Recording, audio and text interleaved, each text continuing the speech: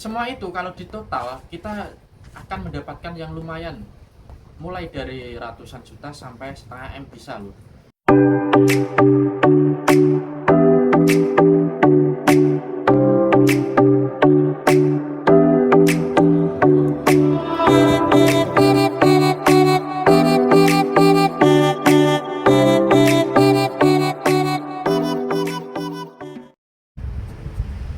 Halo sedulur, selamat datang di Langgeng Channel. Mesti nih channel Lewong Jawa. Untuk kalian yang belum subscribe, jangan lupa di subscribe agar tidak ketinggalan informasi yang menarik dan pastinya bermanfaat. Ayo bangun channel ini bersama-sama dan jangan lupa tonton terus videonya agar channel ini cepat berkembang. Oke lur, dalam video kali ini saya akan menjelaskan ada beberapa hal, yaitu apa saja yang akan didapat TKI Korea atau PMI Korea setelah habis kontrak dari Korea selain gaji tiap bulan ya. Ada 4 hal, yaitu ada Kukmin Yonggem, ada Taejigem, ada Sodexo, dan ada Samsung HJ. Semua itu kalau di total akan mendapatkan jumlah yang luar biasa, mulai dari ratusan juta sampai setengah M. Lumayan bukan? Ya, untuk penjelasannya gini. Untuk yang pertama itu Kukmin Yonggem. Ya, Kukmin Yonggem itu adalah uang pensiun. Uang pensiun ini pemerintah Korea menerapkan sejak mulai masuk Korea sampai pulang habis kontrak itu wajib dibayar. Untuk pembayaran ini biasanya dibayar dua pihak lur. Jadi dua pihak itu ada pihak pekerja dan ada pihak perusahaan. Dan apabila pihak perusahaan ada yang melanggar atau yang tidak sesuai dengan peraturan, maka kita bisa wajib laporkan karena itu hal yang harus dibayar. Untuk Kukmin Yonggem ini lumayan, yaitu dalam perhitungannya gini, apabila pekerja membayar 100.000 won atau dipotong tiap bulannya 100.000 won, jadi perusahaan pun juga wajib segitu lur. Jadi tiap bulan maka kita akan mendapatkan tabungan 200.000 won itu selama kita ada di sini sampai habis kontrak. Jadi untuk Kukmin Yonggem ini biasanya bisa berubah sewaktu-waktu, tidak harus sama, harus naik terus, itu tidak. Karena apa? Kemarin saya bekerja di sini sudah selama 3 tahun, itu dalam satu pabrik, dalam satu perusahaan itu berbeda-beda lur. Pas saya tanya kenapa kok uang pensiun saya ini turun, nah, ternyata pihak perusahaan itu juga tidak tahu. Saya disuruh bertanya kepada pihak kantor itu, uang pensiun itu. Jadi untuk perhitungannya itu pun saya tidak tahu. Karena apa? Pas pertama awal aku masuk di sini, potongan saya itu 128 ya, lumayan juga sih. Nah, pas tahun kedua itu cuma 70.000. Kaget, dari 128 turun ke 70.000. Pas saya tanya ke kantor uang pensiun tersebut, akhirnya juga benar kalau pihak perusahaan saya itu tidak membohongi saya. Jadi ada peraturan yang berubah mungkinlah, kurang lebih seperti itu. Nah, apabila ini Anda mendapatkan potongan yang banyak, itu harus bersyukur sekali karena nanti suatu saat juga akan mendapatkan hal yang banyak juga jumlahnya. Tapi harus diawasi juga karena teman saya itu dipotong 200.000 per bulan.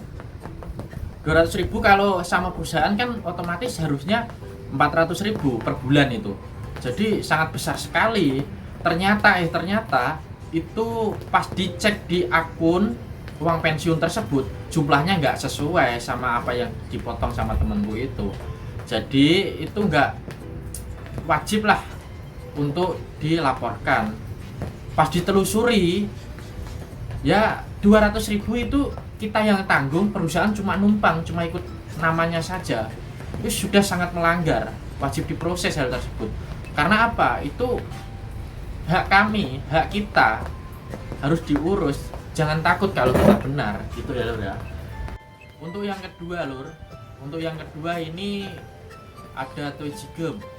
Toejigem itu artinya uang pesangon, pesangon dari perusahaan. Jadi setiap kita bekerja selama setahun di sini akan mendapatkan pesangon 1 kali. Apabila kita bekerja selama 5 tahun di sini juga akan mendapatkan pesangon 5 kali. Ya. Tapi untuk pesangon ini hanya bisa keluar setelah kita kontrak, setelah kita bekerja selama 1 tahun. Kalau 11 bulan otomatis juga tidak keluar ya. Ya, untuk perhitungan Toejigem atau uang pesangon ini caranya cukup mudah, yaitu 3 bulan terakhir gaji kita di rata-rata di total semua, nanti hasilnya dibagi 3. Jadi setelah keluar hasilnya dibagi 3 itu kita kalikan selama kita di sini. Ini contoh sampai saat ini ya. Untuk contoh sampai saat ini saya bekerja di perusahaan ini yang saya tempati itu selama 3 tahun. Seandainya gaji saya 2 juta lah, 2 juta, 3 bulan terakhir itu 2 juta semua, otomatis saya total itu 6 juta ya. 6 juta kalau dibagi 3 itu dapat 2 juta. Nah, 2 juta itu dikalikan selama kita di perusahaan ini. Saya bekerja di perusahaan ini selama 3 tahun. Jadi, untuk Toejigem atau uang pesangonku sampai saat ini kurang lebih juga 6 juta itu. Ya, kurang lebih perhitungannya sangat mudah seperti itulah. Dan uang ini juga hanya bisa diterima setelah kita kontrak kerja habis dan pulang di Indonesia. Apabila kita pindah bekerja dan mendapatkan uang pesangon atau Toejigem ini, kita juga tidak bisa mendapatkan, akan masuk ke Samsung Hwaje dari perusahaan lama tersebut. Jadi masuknya di Samsung Hwaje. Apa sih Samsung Hwaje itu? Nanti saya akan jelaskan. Pokoknya kita pindah berapa kali mendapatkan uang pesangon berapa kali, nanti masuknya juga di Samsung Hwaje itu. Apabila perhitungan Toejigem ini atau uang pesangon ini tidak sesuai, maka kita bisa laporkan ke shelter atau tempat pengaduan orang asing. Maka nanti juga akan diproses, karena itu adalah hal yang wajib dibayarkan sesuai apa yang ada di peraturan. Yang ketiga ini Samsung Hwaje. Tadi kan sudah saya bahas sebelumnya sedikit. Untuk Samsung Hwaje ini adalah uang tiket juga ya Lur ya, dalam artian itu. Jadi sebelum kita masuk ke Korea atau pas kita di karantina selama beberapa hari itu, kita wajib membayar uang tiket sebesar, dulu aku sih sebesar 400.000.